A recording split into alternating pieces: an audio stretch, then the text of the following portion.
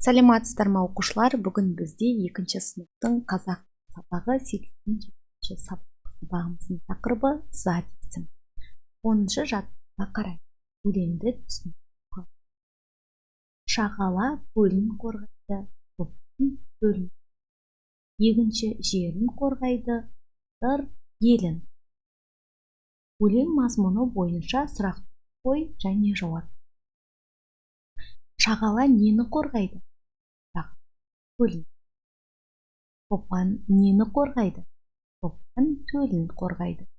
Егінші нені қорғайды? Егінші жерін. Батыр нені қорғайды? Батыр елін.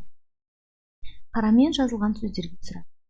Қарамен жазылған сөздер шағала, топан, егінші, батыр. Шағала не? Топан кім? Егінші кім? Батыр кім деген сұрақ. Адамға қатысты сөздерге кім, кімдер, ал заттар мен жануарларға не, нелер деген сұрақ қойылады. 11-ші жаттыққа қарай кестені толтыр.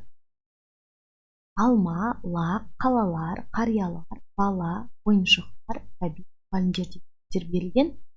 Кім деген сұраққа бала, сәби жазамыз. Не деген сұраққа алма, лақ.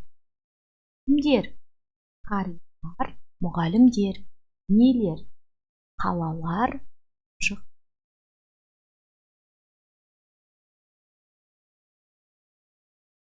13-ші жаттыққа өлеңді рөлге бөліңдер. Өмірде ата кім мықты?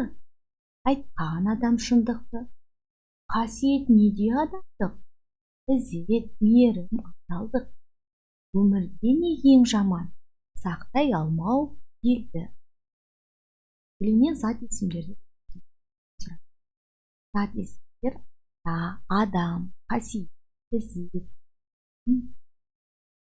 Бұл сөздердің ішінде ата, адам сөздері кім деген сұраққа жауап. Ал қасиет, ізет, мейірім, адалдық бұлар не деген сұраққа жауап.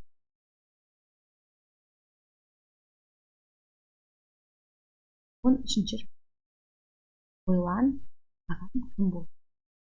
Әкеңнің әкесі ата, әкеңнің анасы әже, анаңның әкесі нағашы ата, анаңның анасы әже.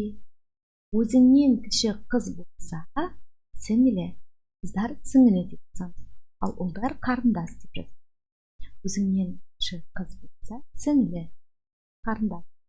Өзіңнен кіші болса, іні. Бұл жердегі зат есімдер ата, әже, нағашы ата, нағашы әже, сіңілі, қарындас, іні. Бұлардың зат, өйткені барлығы да кім деген сұраққа жауап тұр.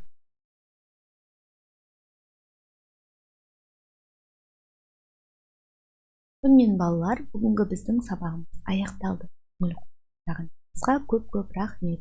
Келесі сабақта кездескенше сау болыңыздар.